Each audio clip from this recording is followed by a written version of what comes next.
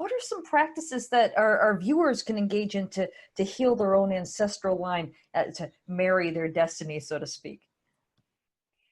Well, I think that everyone, first and foremost, um, should find out what their heritage is.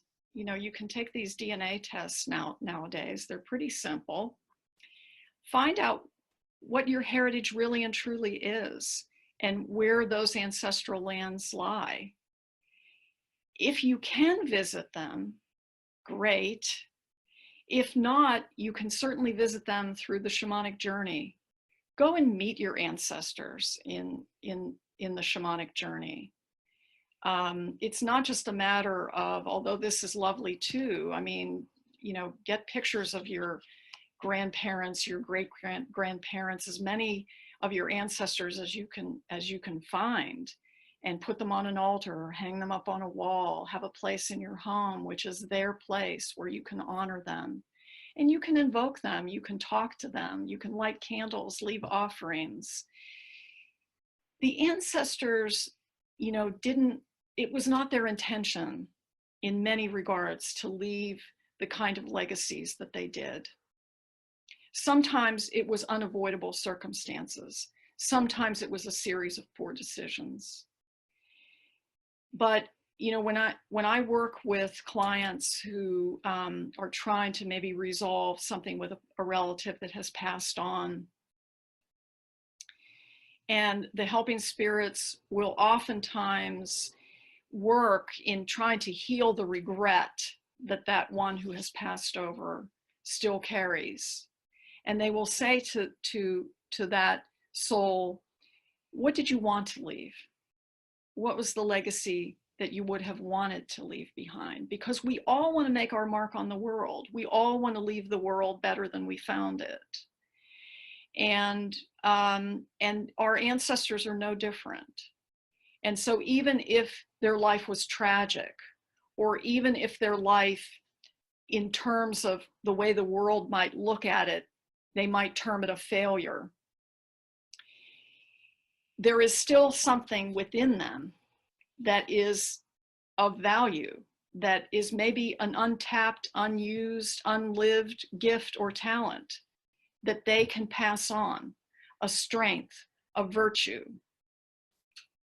I think that it's very healthful to tell stories about our ancestors, whatever stories we do know, even if it only goes back to our grandparents, to reveal to the world who these people were, to give them a kind of continued life, to examine the things that were important to them, and to aim to bring those things into our own life.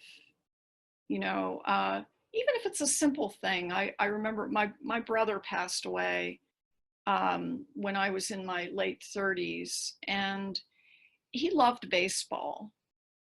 And I was never a baseball fan, but I thought, well, I can watch some baseball games for Donnie. I can do that. And I actually became a big baseball fan.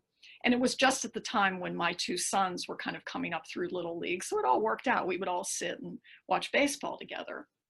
I mean, that's just a small example of some of the things that you can do. I found out that my paternal grandmother, who I never met, was a healer. And I realized that I had gotten, kind of the call that I answered in my own healing work had come through her. And I was so honored to be able to pick up that baton from her. So the more research that we can do into our ancestors, and we can, even through the shamanic journey, we can meet and talk with ancestors that were dead long before we were born. And we can find out what was of interest to them, and what their life was like, and what they cared about. And we can honor that in the living of our own life. Mm-hmm. So we have to really remember this, as much as we understand and we kind of live under the yoke of the trauma and the illnesses, the failures, the regrets that our ancestors experienced and left as a legacy. there is also a huge cache and wealth of strength and virtue and talent and experience, positive experience, that we can also draw on. That is also there for the taking. And certainly in the ways in which we undertake to live our lives in a better way. We, you know, we can call on them to stand behind us, to lend their strength to us and their wisdom to us. The ancients always called on the ancestors. That's a practice in every shamanic tradition that I know. You honored the ancestors. You went to them for wisdom. You went to them for you know, for advice and counsel. And usually there's a festival or a holiday at some particular time of the year. In the Celtic tradition, it's Samhain, which is November 1st. And that was when the ancestors were classically and typically honored. And it was a matter of naming the dead and reminding ourselves of who these individuals were, sometimes telling stories about them, sometimes having a meal in which you put out all the food that was their favorite food and giving them a place at the table.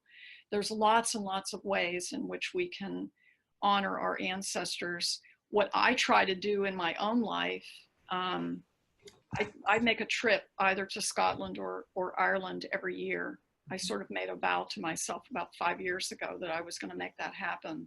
And I've been able to do it. You know, knock on wood, I'll be able to continue. But, you know, I've been able to do that. And that's a beautiful way to really feel very close to our ancestors and to walk those ancestral lands, to stand where they stood, to look out at the sea in the same way they did. Yeah. And there's really nothing like that, you know, as far as feeling that kind of connection. And you're really drawing and reinforcing those lines and making those traditions and those connections much stronger.